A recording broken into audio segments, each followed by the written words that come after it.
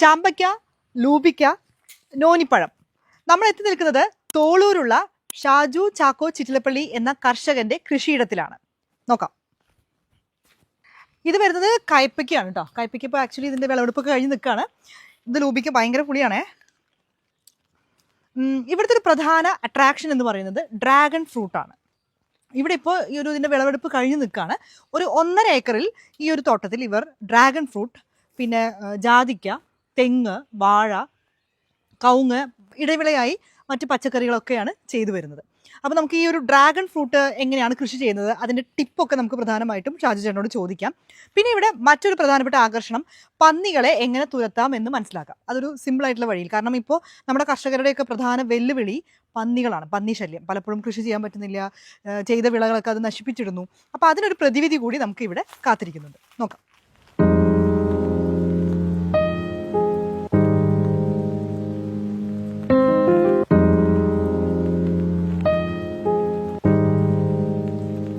എന്തായാലും നമ്മുടെ ഈ ഒരു തോട്ടത്തിൽ വന്നപ്പോൾ പ്രധാന ആകർഷണം നമ്മുടെ ഡ്രാഗൺ ഫ്രൂട്ട് തന്നെയാണ്. എത്ര വർഷമായി ഇവിടെ ഈ ഒരു ഡ്രാഗൺ ഫ്രൂട്ട് ചേട്ടൻ ചെയ്തു തുടങ്ങിയിട്ട്? എങ്ങനെയാണ് ഇതിന്റെ ഒരു മെയിൻ്റനൻസ് ഒക്കെ എങ്ങനെയാണെന്ന് പറയുന്നത്? അതായത് ഇത് 3 വർഷം കഴിഞ്ഞു. ഞാൻ ബോംബെയിലായിരുന്നു. അപ്പോൾ കോവിഡിന്റെ സമയത്താണ് ഞാൻ ഇവിടെ ഈ കൃഷിയെ ആയിട്ട് വരുന്നത്. അപ്പോൾ കൃഷിക്ക് വരുമ്പോൾ എൻ്റെ ഒരു ഫ്രണ്ട് ഉണ്ട്, എൻ്റെ ബിൽഡിങ്ങിന്റെ തൊട്ട് താമസിക്കുന്ന ഒരു ഫ്രണ്ടിന്റെ ബോംബെയിൽ ബദലാപൂർ എന്ന് പറഞ്ഞ സ്ഥലത്ത് 5 ഏക്കർ സ്ഥലമുണ്ട്. അവിടെ മുഴുവനും ഡ്രാഗൺ ഫ്രൂട്ടാണ്. അപ്പോൾ അദ്ദേഹത്തിനോട് ഞാൻ ചോദിച്ചു, ഇങ്ങനെ എനിക്ക് പ്ലാൻ ഉണ്ട്, ഇങ്ങനെ സ്ഥലമുണ്ട്, അപ്പോൾ അതിനെന്താ ഞാൻ ഇഷ്ടം പോലെ തൈ തരാമെന്ന് പറഞ്ഞു. അവിടുന്ന് ഞാൻ തണ്ട് കൊണ്ടുവന്ന് നന്നായി നട്ട് അത് മുളച്ചതിന് ശേഷം ഞാൻ ആദ്യം സ്ഥലം ശരിയാക്കിയിട്ട് ഇതുപോലെ കാലുകളൊക്കെ കുഴിച്ചിട്ടിട്ട് ഞാൻ ഉപയോഗിച്ചിരുന്ന സിമ്പിളായിട്ടുള്ള മെത്തേഡാണ്. സിമെന്റ് പൈപ്പിൽ കോൺക്രീറ്റ് നിറച്ചിട്ടാണ് ഞാൻ ഉണ്ടാക്കിയാണ്. അപ്പോൾ അത് 6 അടി കാലാണ്, 1 അടി താഴേക്കും 5 അടി മുകളിലേക്കും വെച്ച് കിട്ടുന്നുണ്ട്. അപ്പോൾ മുകളിൽ അതിന് 2 ഹോള് ക്രോസ് ആയിട്ട് വെച്ചിട്ട് 12 mm കമ്പി വെച്ച് അതിന്റെ മുകളിൽ ടയർ വെച്ചിട്ടാണ് ഇത് ഉണ്ടാകുന്നത്. അപ്പോൾ ഇത് നടുമ്പോൾ ശ്രദ്ധിക്കേണ്ട കാര്യം, ഇതിപ്പോ നമ്മൾ തൈ നട്ട് കഴിഞ്ഞാൽ ഇത് സിംഗിൾ ആയിട്ട് ഇങ്ങനെ മോള് വരെ പോകണം. കാരണം ഇടയ്ക്ക് തല വന്നു കഴിഞ്ഞാൽ അത് കട്ട് ചെയ്ത് കളയണം, അല്ലെങ്കിൽ അതിന് ഗ്രോത്ത് ഉണ്ടാവില്ല. എന്നിട്ട് അതിന് ശേഷം നമ്മൾ മുകളിൽ വന്നിട്ട് ഇങ്ങനെ മറയണം. അപ്പൊ അത് മറഞ്ഞ് എനിക്കിത് 8-9 മാസത്തില് പഴം ഉണ്ടാവാൻ തുടങ്ങി. അപ്പൊ അത് 3ാമത്തെ വർഷമാണ് ഈ കൊല്ലം ഉണ്ടായത്. എനിക്ക് നല്ലൊരു വരുമാനം 200-250 കിലോ പഴം കിട്ടിയിരുന്നു. ഓരോ സീസണിലും അങ്ങനെ തന്നെ കിട്ടും. അതിനെ അതുപോലെ തന്നെ 200 രൂപയ്ക്കാണ് ഞാൻ കൊടുത്തിരുന്നത് പഴം. അപ്പൊ വേറെ എത്ര വർഷമായി ഇവിടെ നട്ടിട്ട്? ഇത് 3 വർഷമായി. എത്ര ചുവടുണ്ട്? ഇതിപ്പോ 100 ചുവടുണ്ട്. ഇതുപോലെ 100 ചുവട് പ്ലസ് ഇതിന്റെ തൈക്കള് ഒരു കാലുമ്പോ 4 തൈ വെച്ചിട്ടാണ് ഞാൻ നട്ടണേ.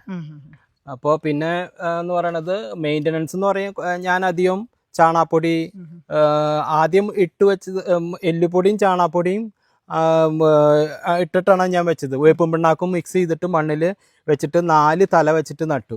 അത് കഴിഞ്ഞിട്ട് ഇടയ്ക്ക് ഈ ചാണാവെള്ളം മിശ്രിതം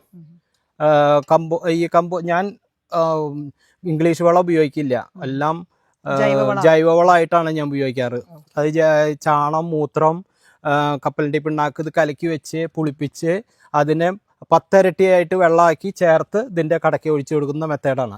പിന്നെ കോഴിക്കാട്ടം ഇടും. കോഴിക്കാട്ടാണ് ഇതിന്റെ ഏറ്റവും നല്ല വളം. അതായത് കോഴിക്കാട്ടം വിത്തിൻ 3 മന്തിൽ അതിന്റെ ഫലം നമുക്ക് കിട്ടും. മറ്റുള്ള ഒരു വർഷത്തിൽ എത്ര വട്ടം നമുക്ക് വിളവെടുക്കാൻ പറ്റും?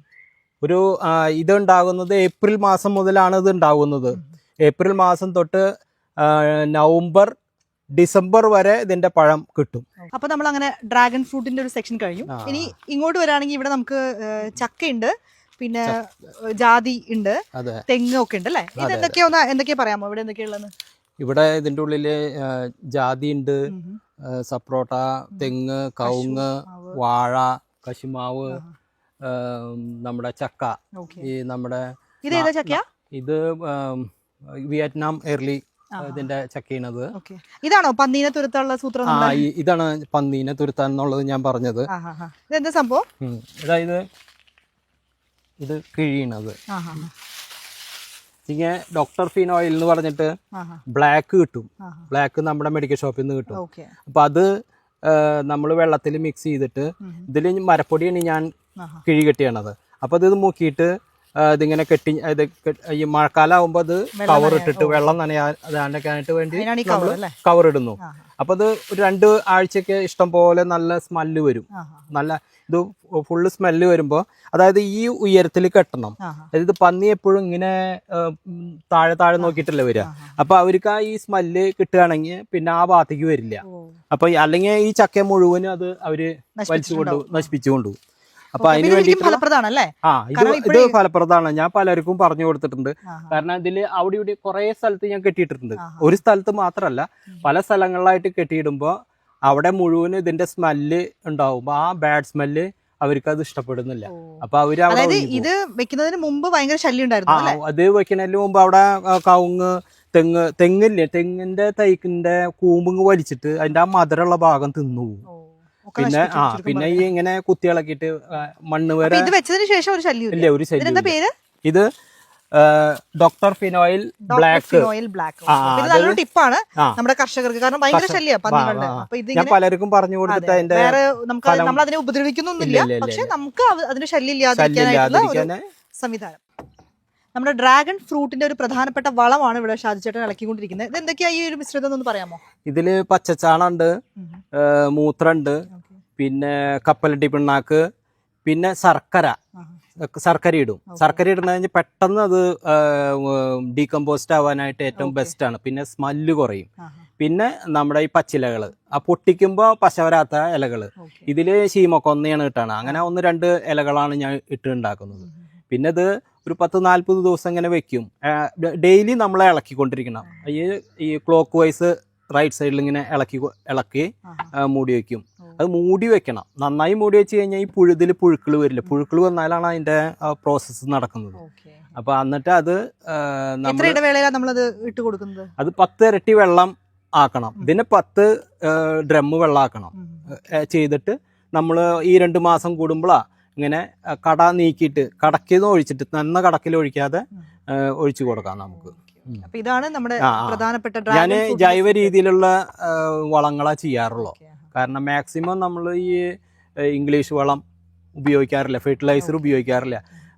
വളരെ റയറായിട്ട് മാത്രം ഉപയോഗിക്കാറുള്ളൂ. ഈ ഡ്രാഗൺ ഫ്രൂട്ടിന്റെ ഈ ഒരു ചെടിക്ക് എന്തെങ്കിലും വെല്ലുവിളികളുണ്ടോ? അതിന് ഇപ്പോ കീടം ശല്യം എന്ന് പറഞ്ഞാൽ ചിലപ്പോ ഈ പുഴുക്കളുടെ ഒരു ശല്യം വരുന്നുണ്ട്. അതിപ്പോ അത് പോവും. പിന്നെ ഈ കരിയുറുമ്പ് ഉണ്ടല്ലോ, അത് ഈ തണ്ടിന് ഒരു മധുരം ഉണ്ടാവും. ഈ തണ്ടിന് ഇളം തണ്ടിന് മധുരമുണ്ട്. അത് കടിക്കാൻ വേണ്ടിയിട്ടാണ് ഈ ഇങ്ങനെയുള്ള സാധനങ്ങൾ വരുന്നത്. അപ്പൊ നമ്മൾ ചെറുതായിട്ടൊന്ന് സ്പ്രേ ചെയ്ത് കൊടുക്കും. അല്ല വേറെ കുഴപ്പമൊന്നുമില്ല. അത് പുതിയ തൈ വരുമ്പോഴാണ് ഈ പ്രശ്നം വരുന്നത്. പുതിയ തൈ ഇങ്ങനെ മുകളിലേക്ക് വരുമ്പോൾ അത് കട്ടായി കഴിഞ്ഞാൽ പിന്നെ വീണ്ടും സൈഡിൽ നിന്ന് പൊടിക്കണം. അപ്പൊ അതിന്റെ ഒരു ടൈം വേസ്റ്റ് ആണ്. അപ്പൊ അത് നമ്മൾ ശ്രദ്ധിക്കണം. ഒരിക്കൽ അത് മോളിക്ക് മറിഞ്ഞു കഴിഞ്ഞാൽ നല്ല വലിയ കുഴപ്പം വരുന്നില്ല. പിന്നെ ഫസ്റ്റ് ഇയർ നമുക്കിത് പരിപാലിക്കാനൊക്കെ കൂടുതൽ കൺവീനിയന്റ് ആണ്. ആദ്യത്തെ കൊല്ലം നമുക്ക് ഇത്തിരി സ്ഥലം ശരിയാക്കണം. അതുപോലെ തന്നെ ഈ കാല് തെയ്യ് ഇതൊക്കെ കുറച്ച് ഇൻവെസ്റ്റ്മെന്റ് ഉണ്ട്. അത് കഴിഞ്ഞ് കഴിഞ്ഞാൽ നമുക്ക് വലിയ ചെലവ് തോന്നില്ല. ഇപ്പൊ ഇത് 3 കൊല്ലം കഴിഞ്ഞില്ലേ. ഇപ്പൊ 3 കൊല്ലം കഴിഞ്ഞപ്പോ എനിക്ക് വലിയ ചെലവില്ല. ഇതിപ്പോ ഇടയ്ക്ക് വളം കൊടുക്കാന്ന് മാത്രമേ ഉള്ളൂ. ലാഭകരമായ നമുക്ക് പരീക്ഷിക്കാവുന്ന ഒരു കൃഷിയാണ്.